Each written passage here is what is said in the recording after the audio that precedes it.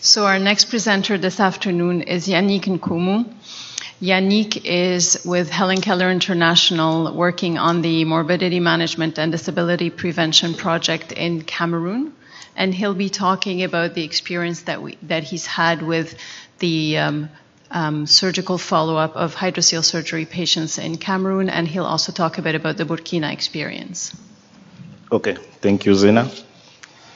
Firstly, I would like to present you, apologize from Dr. Gira, who was supposed to deliver this presentation. Unfortunately, he couldn't come in Baltimore, so I will try my best to represent him accordingly. So, for this presentation, we are going to share our experience from Burkina Faso and Cameroon on quality assurance using hydrocele surgery follow-up tools. As a background, Burkina Faso project targeted 7 health districts of the Centre-Nord and Haut-Bassin regions, where the estimated burden of hydrocele cases was around 1,197. In Cameroon, 5 health districts were targeted in the Nord and Far North region, where the estimated burden was around 300. So the quality assurance measures implemented were primarily focused on the training, on the follow-up, and the formative supervision. So for the training, we used the fast training package that was presented during the previous presentation. That includes videos showing the surgical process from the preparation of patients to the post-operative follow-up, some presentations designed with the technical assistance of the MMDP project on infection control and waste management. And the main innovation here was the use of surgical simulator, fast training, that was presented by Dr. Amnullah. Then the last step of the fast training package consists on live surgery on patient in the theater. Also to be sure of the quality of the preparation and the monitoring of the post-operative follow-up of the patients. Nurses from the targeted health facilities were also trained on the entire process of the surgery. So during the training, we used the fast mannequin, the tablepot surgical simulator, and the added value of this tool is that it creates a kind of bridge between the theoretical stage of the training and the practical stage in the theater. The guy in the black with the black shirt is Dr. Gira, who is the man who put me in trouble. And one thing we can highlight concerning the fast mannequin is that it provides a permissive environment where trainees can learn from their fellow, because they are not scared about making mistakes before going to the real patients. During the training, we conduct 2 kinds of assessment. The first one was after the first stage of the training using the fast mannequin. I think, yeah, this is the form we use for that. And after this assessment, the technical trainer can appreciate the score of the trainees and allow him to go to the next step, which is the surgical process in the theater. Then the second form is used in the theater to appreciate the quality of the surgery on live patients. After the training in the theater, during the fast training conducted by the master trainer, each surgeon trained goes to the field and conduct surgeries in the real environment where they work, under the supervision of the technical master trainers. And we use a form designed with the technical support of the MMDP project. Sorry. Yes. Okay, and this form consists of the assessment of the different stage of the surgery, from the preparation of the patient, the techniques used for the surgeries, and the monitoring of post-follow-up surgery.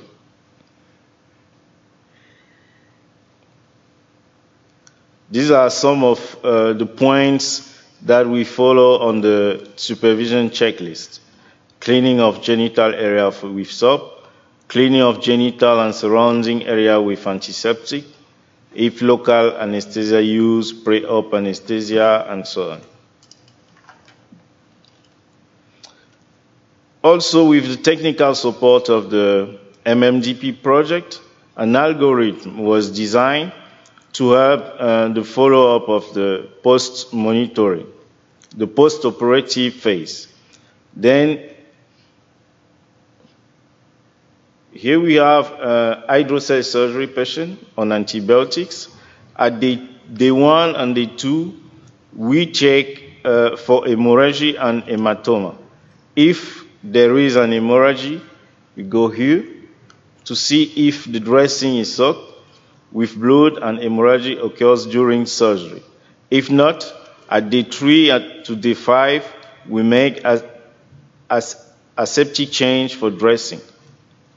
And we can go through the algorithm to see until day 7. So as a result of this process, in Burkina Faso, 317 hydrocele cases were received surgeries, in which we found 5 infections, 1 hematoma, and 1 hemorrhage. In Cameroon, 78 hydrocele cases received surgeries, in which we found 1 infections, 2 hematoma, and 0 hemorrhage. So the average infection rates for the both countries is around 1.5%, and hematoma is 0.8%. So as discussion and recommendation, result indicates a low rate of complication within the 5 days following surgery across both countries. Patients with complication will need to be followed up. Supportive supervision is an essential component of the surgeon support and follow-up measures. Follow-up with patient post-surgery is essential and serves as a dual purpose of ensuring good patient care and well as monitoring surgical services to detect any capacity strengthening needs for the program. The hydrocele surgeon's training needs to include quality assurance measures and involve other operating room staff and healthcare staff, as it was presented for Ethiopia. Thank you.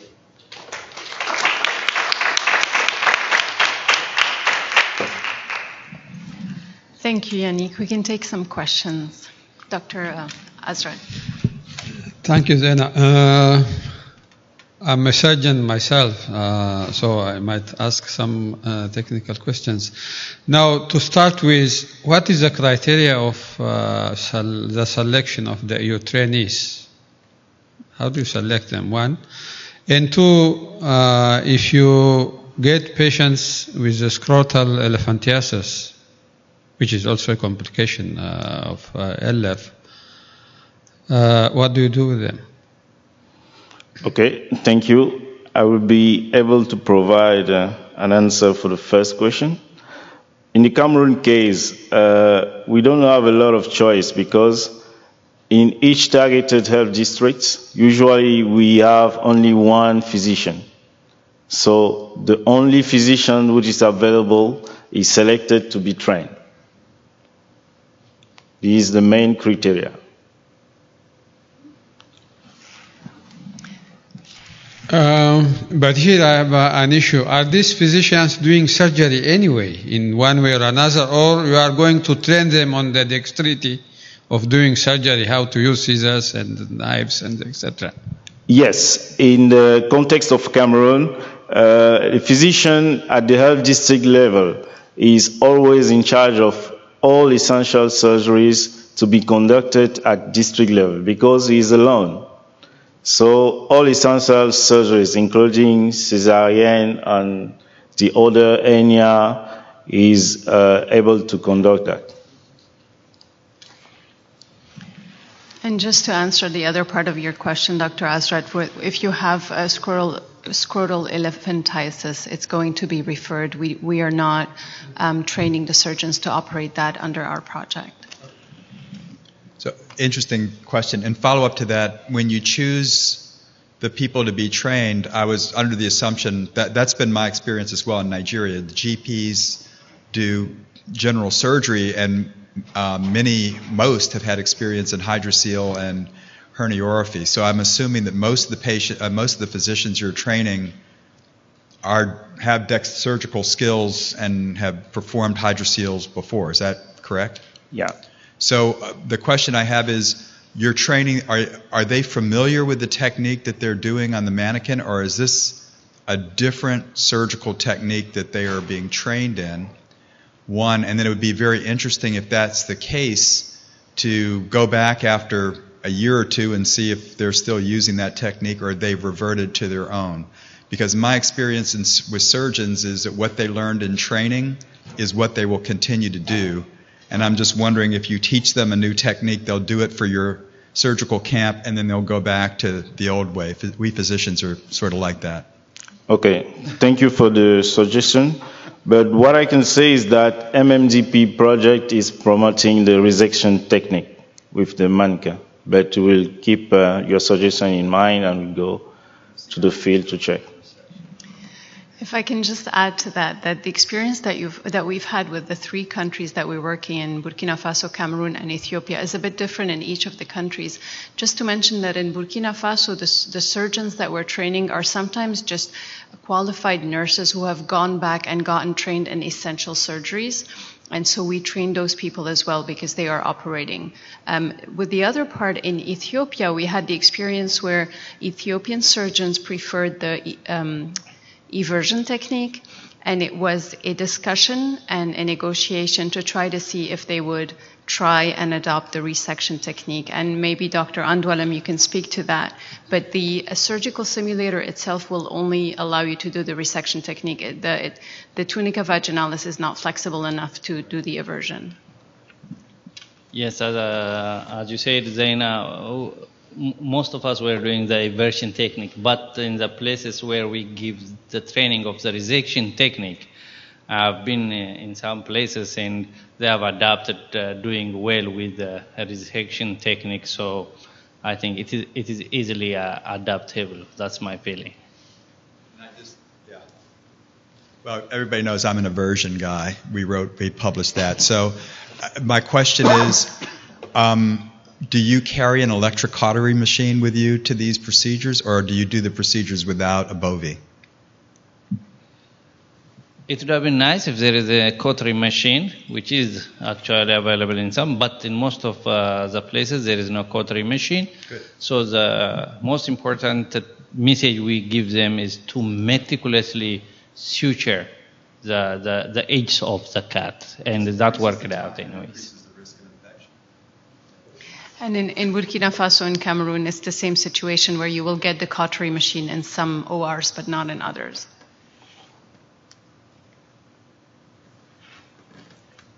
Okay, well, if there are no other questions, Yannick, thank you so much.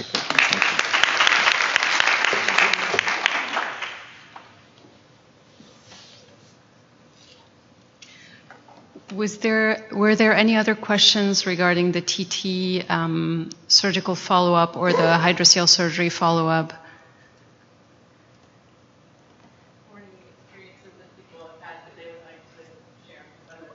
Or any experiences that you've had that you'd like to share with others?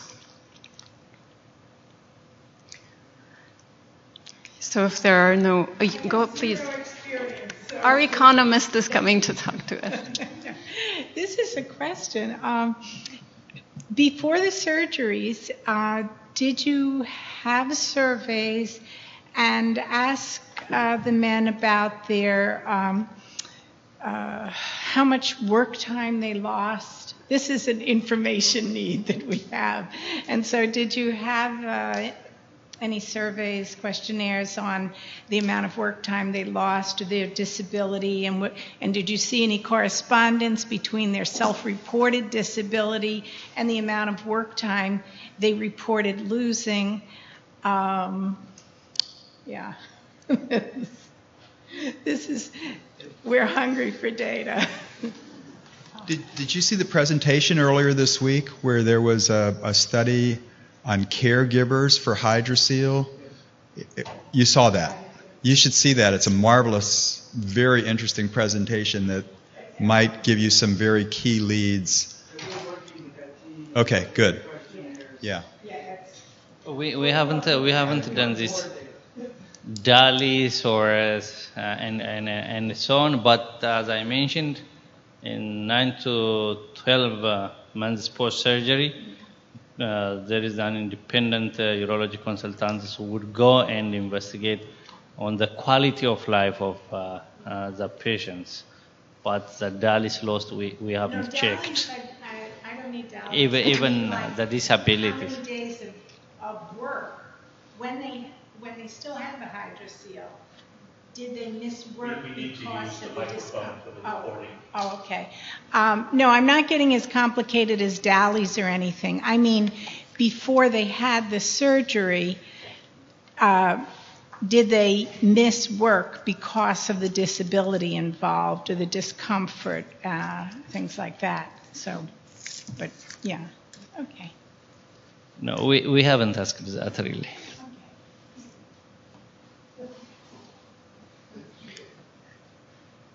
All right. So just to give a little update for those of you that are interested in the world of hydroceles, is that the World Health Organization is in the process of updating a 2002 document on the surgical management of the urogenital manifestations of lymphatic filariasis.